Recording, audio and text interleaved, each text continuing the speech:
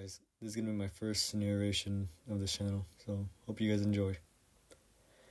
I first met in person with Mary E. in the summer of 2007. I had arranged with her husband of 15 years, Terrence, to see her for an interview.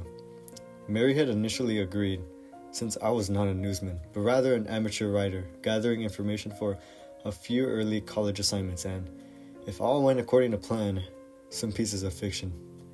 We scheduled the interview for a particular weekend when I was in Chicago on unrelated business, but at the last moment, Mary changed her mind and locked herself in the couple's bedroom, refusing to meet with me. For half an hour, I sat with Terrence as we camped outside the bedroom door, listening and taking notes while he attempted fruitlessly to calm his wife. The things Mary had said made very little sense, but fit with the pattern I was expecting. Though I could not see her, I could tell from her voice that she was crying, and more often than not, her objections to speaking with me centered around an incoherent diatribe on her dreams, her nightmares. Terrence apologized profusely when we ceased the exercise, and I did my best to take it in stride. Recall that I wasn't a reporter in search of story, but merely a curious young man in search of information. Besides, I thought at the time I could perhaps find another similar case if I put my mind and resources to it. Mary E. was a sysop for a small Chicago-based bulletin board system in 1992 when she first encountered Smile.jpg and her life changed forever. She and Terrence had been married for only 5 months. Mary was one of an estimated 400 people who saw the image when it was posted as a hyperlink on the BBS.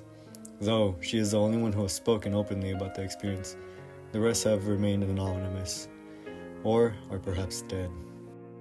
In 2005, when I was only in 10th grade, Smile.jpg was first brought to my attention by my burgeoning interest in web-based phenomena.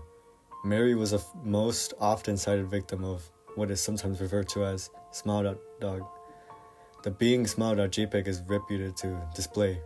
What caught my interest, other than the obvious macabre elements of the cyber legend and my proclivity towards such things, was a sheer lack of information. Usually to the point that people don't believe that it exists other than a rumor or a hoax.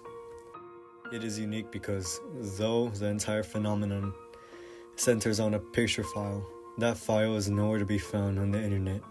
Certainly many photo-manipulated simulacra litter the web, showing up with the most frequency on sites such as the image board 4chan, particularly the /x/-focused paranormal subboard. It is suspected that these are fakes because they do not have the same effect that the true Smile.jpg is believed to have, namely sudden onset temporal lobe epilepsy and acute anxiety. This purported reaction in the viewer is one of the reasons the phantom-like Smile.jpg is regarded with such disdain, since it is patently absurd, though depending on whom you ask, the reluctance to acknowledge Smile.jpg's existence might be just as much out of fear as it is out of disbelief. Neither Smile.jpg nor Smile.dog is mentioned anywhere on Wikipedia, though the website features articles on such other, perhaps more scandalous shock sites as Hello.jpg or Two Girls One Cup. Any attempt to create a page pertaining to Smile.jpg is briefly deleted by any of the encyclopedia's many admins. Encounters with Smile.jpgs are stuff of internet legend. Mary E.'s story is not unique. There are unverified rumors of Smile.jpg showing up in the early days of Usenet, and even one persistent tale that in 2002 a hacker flooded the forums of humor and satire website Something Awful with a deluge of Smile.dog pictures, rendering almost half the forum's users at the time epileptic. It is also said that in the mid to late 90s Smile.jpg circulated on Usenet, and as an attachment of a chain email with the subject line, "Smile, God loves you."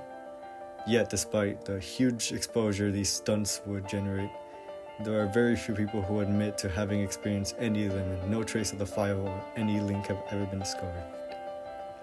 Those who claim to have seen Smile.jpg often weakly joke that there were far too busy to save a copy of the picture to their hard drive.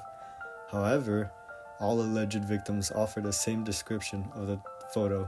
A dog-like creature, usually described as appearing similar to the Siberian Husky, illuminated by the flash of the camera, sits in a dim room, the only background detail that is visible being a human hand extending from the darkness near the left side of the frame. The hand is empty, but is usually described as beckoning. Of course, most attention is given to the dog, or dog creature, as some victims are more certain than others what they claim to have seen. The muzzle of the beast is repeatedly split in a wide grin, revealing 2 rows of very white, very straight, very sharp, very human-looking teeth. This is of course not a description given immediately after viewing the picture, but rather a recollection of the victims who claim to have seen the picture endlessly repeated in their mind's eyes during the time they are, in reality, having epileptic fits. These fits are reported to continue indeterminately, often while the victims sleep, resulting in very vivid and disturbing nightmares. These may be treated with medication, though in some instances it is more effective than others. Mary E., I assumed, was not on effective medication. That was why, after my visit to her apartment in 2007, I sent out feelers to several folklore and urban legend-oriented news groups, websites, and mailing lists, hoping to find the name of a supposed victim of Smile.jpg who felt more interested in talking about his experiences. For a time, nothing happened. At length, I forgot completely about my pursuits, since I had begun my freshman year of college and was quite busy. Mary contacted me via email, however, near the beginning of 2008, to jml@.com, from marye@.net. Subject: last summer's interview. Dear Mr. L, I am incredibly sorry about my behavior last summer when you came to interview me. I hope you understand that it was no fault of yours, but rather my own problems that led me to act out as I did. I realize that I could have handled the situation more decorously. However, I hope you will forgive me. At the time, I was afraid. You see, for 15 years I had been haunted by Smile.jpg. Smile.dog comes to me in my sleep every night. I know that it sounds silly, but it is true. There's an ineffable quality about my dreams, my nightmares, that makes them completely unlike any real dreams I have ever had. I do not move and do not speak. I simply look ahead, and the only thing ahead of me is a scene from that horrible picture. I see the beckoning hand, and I see Smile.dog. It talks to me. It is not a dog, of course, though I am not quite sure what it really is. It tells me that it'll leave me alone if I only do as it asks. All I must do is, it says, is to spread the word. That is how it phrases its demands, and I know exactly what it means. It wants me to show it to someone else. And I could. The week after my incident, I received in the mail a manila envelope with no return address. Inside was a 3.5-inch floppy diskette. Without having to check, I knew precisely what it was on it. I thought for a long time about my options.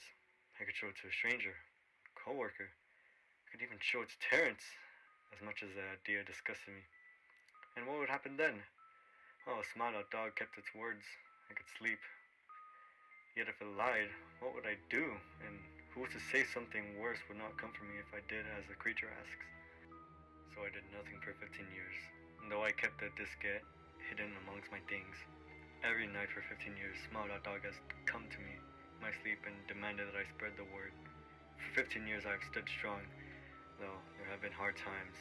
Many of my fellow victims on the BBS board, where I first encountered Smile.jpg, stopped posting. I heard some of them committed suicide. Others remained completely silent, simply disappearing off the face of the web. They are the ones I have to worry about the most. I sincerely hope you will forgive me, Mr. L. But last summer, when you contacted me and my husband about an interview, I was near the breaking point. I decided I was going to give you the floppy diskette.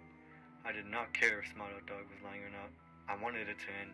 You were a stranger, someone I had no connection with. I thought I would not feel sorrow for when you took the diskette as part of your research and sealed your fate. Before you arrived, I realized what I was doing. I was plotting to ruin your life. I could not stand the thought, and in fact, I still can't. I am ashamed, Mr. L, and I hope that this warning will dissuade you from further investigation of Smile.jpg. You may in time encounter someone who is, if not weaker than I, then wildly more depraved, someone who will not hesitate to follow Smile.dog's orders. Stop while you are still whole. Sincerely, Mary E. Terrence contacted me later that month with the news that his wife had killed herself. While cleaning up the various things she had left behind, closing email accounts and the like, he happened upon the above message. He was a man in shambles. He wept as he told me to listen to his wife's advice. He had found a diskette, he revealed, and burned it until it was nothing but a stinking pile of blackened plastic. The part that most disturbed him, however, was how the diskette had hissed as it melted, like some sort of animal, he said. I will admit that I was a little uncertain about how to respond to this. At first, I thought perhaps it was a joke, with the couple belatedly playing with the situation in order to get a rise out of me. A quick check of several Chicago newspapers' online obituary, however, proved that Mary E. was indeed dead. There was, of course, no mention of suicide in the article. I decided that for a time at least, I would not further pursue the subject of Smile.jpg, especially since I had finals coming up at the end of May. But the world has odd ways of testing us. Almost a full year after I had returned from my disastrous interview with Mary E., I received another email to jml@.com from elzahir82@.com. Subject: Smile. Hello.